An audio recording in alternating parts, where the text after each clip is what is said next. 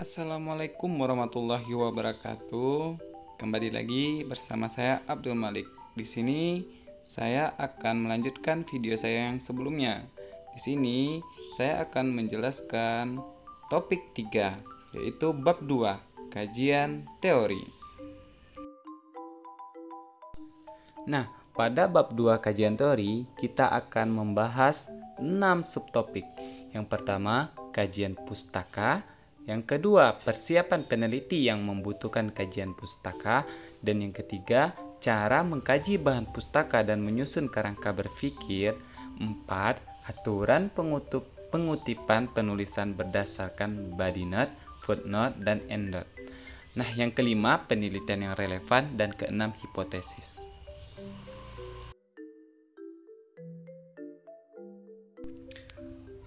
Yang pertama, kita akan menjelaskan apa itu kajian pustaka dan pentingnya kajian pustaka.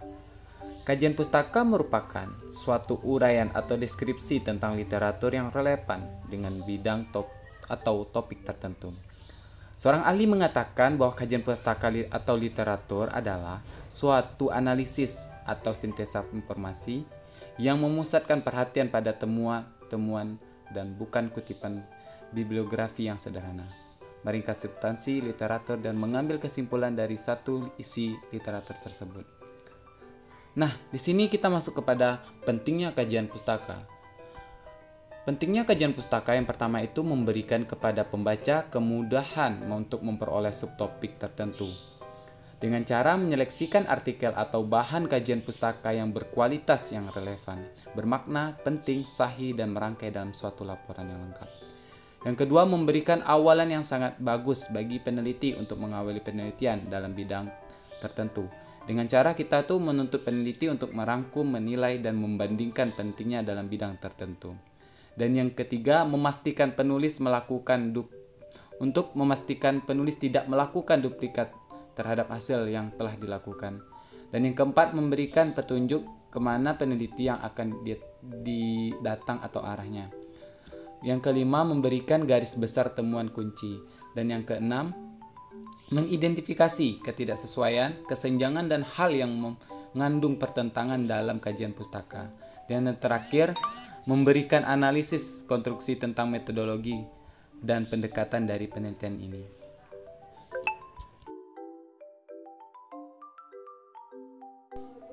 Subtopik 2, bagian proposal atau persiapan peneliti yang membutuhkan kajian pustaka.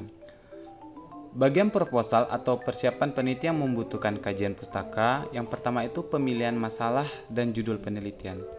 Pemilihan judul akan menggambarkan tingkat kedalaman dan cangkupan dari sebuah penelitian yang akan dibahas. Selain itu, judul harus sesuai dengan keseluruhan isi dari kegiatan penelitian yang dilakukan. Yang kedua itu menyusun latar belakang masalah, tujuan, dan hipotesis.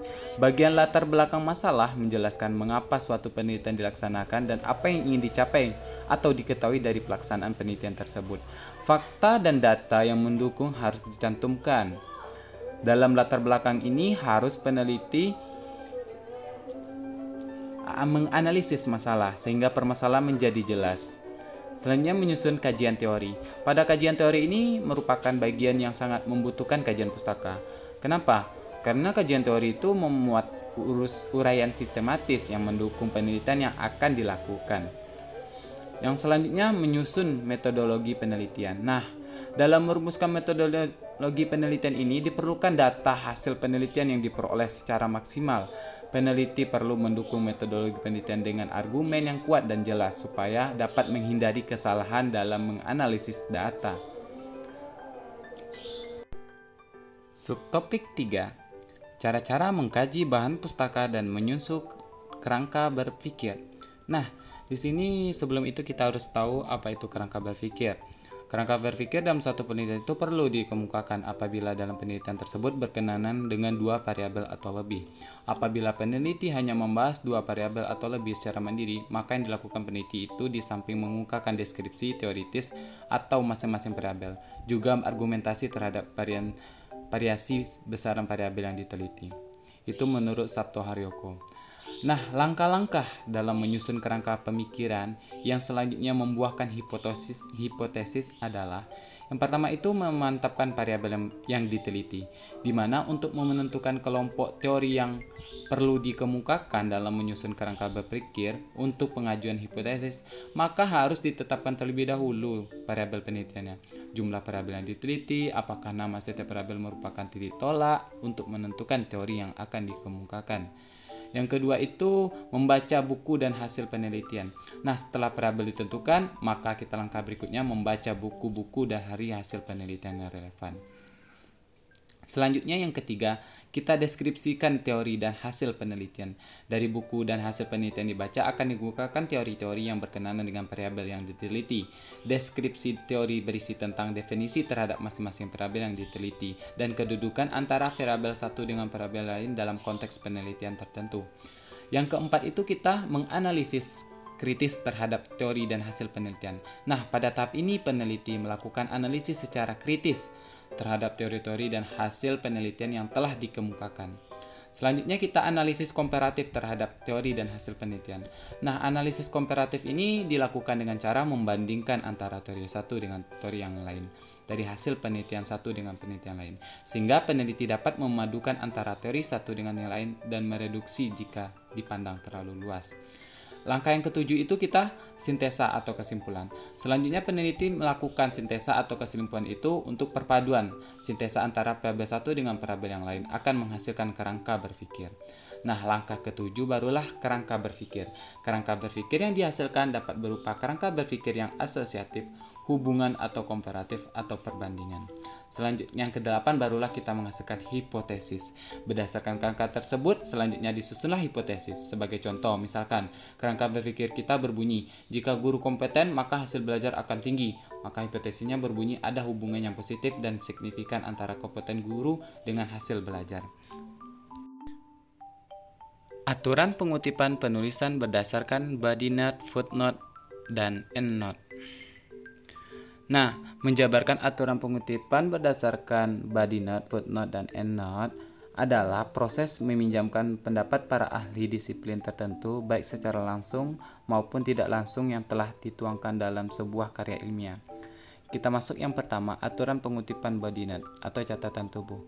Nah, body note adalah bentuk referensi dari penulis yang mencantumkan sumber kutipan langsung setelah selesainya suatu kutipan menggunakan tanda kurung. Body note itu secara umum teknik penyusunannya tuh nama belakang penulis, tuh tahun terbit buku dan halaman yang dikutip. Nah, ada dua cara dalam catatan tubuh yang ada menurut Reza. Yang pertama itu nama penulis, tahun terbit dalam halaman berada dalam tanda kurung ditempatkan setelah selesainya sebuah kutipan. Yang kedua itu nama penulis menyatu dalam naskah tulisan, tidak berada dalam tanda kurung, sementara tahun penerbit dan halaman berada dalam tanda kurung. Yang kedua itu aturan pengutipan footnote atau catatan kaki. Footnote adalah daftar keterangan khusus yang merupakan catatan pada bagian bawah halaman yang bertujuan untuk menyatakan, menjelaskan sumber suatu kutipan terdapat pernyataan atau ikhtisar atau penulisan catatan kaki. Urutannya yang pertama nama pengarang, judul buku, nama penerbit, kota terbit, tahun terbit, dan nomor halaman.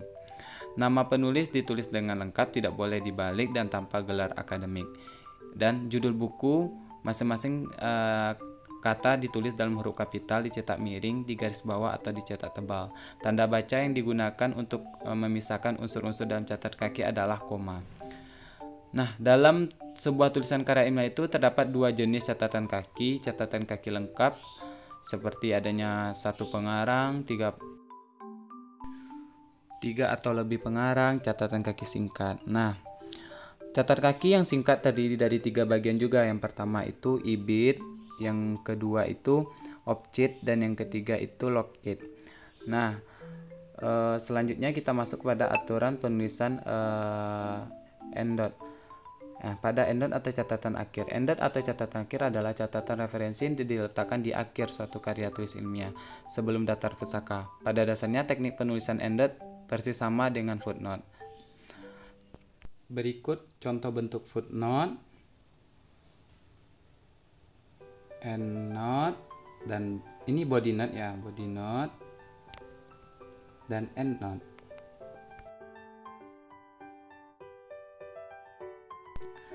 Penelitian yang relevan dan cara penulisannya.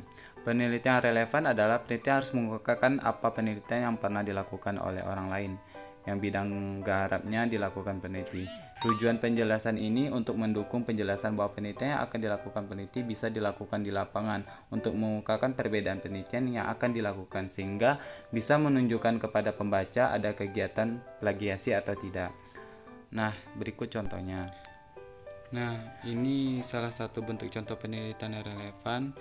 Beberapa penelitian yang relevan dalam penelitian ini jadi dalam penelitian relevan itu cara-caranya kita itu membandingkan judul penelitian kita dengan penelitian yang sebelumnya. Untuk itu maka itulah kegunaan dari penelitian yang relevan.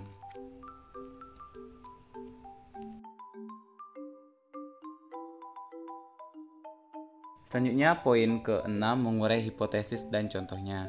Nah, hipotesis adalah jawaban sementara yang ada kaitannya dengan rumusan masalah penelitian. Jika rumusan masalah adalah pertanyaan, maka hipotesisnya adalah jawaban sementara dan harus ditemukan atau dibuktikan kebenarannya melalui kegiatan penelitian. Namun tidak semua penelitian memiliki hipotesis penelitian. Berikut contohnya. Nah, berikut contoh dari hipotesis yang saya berikan.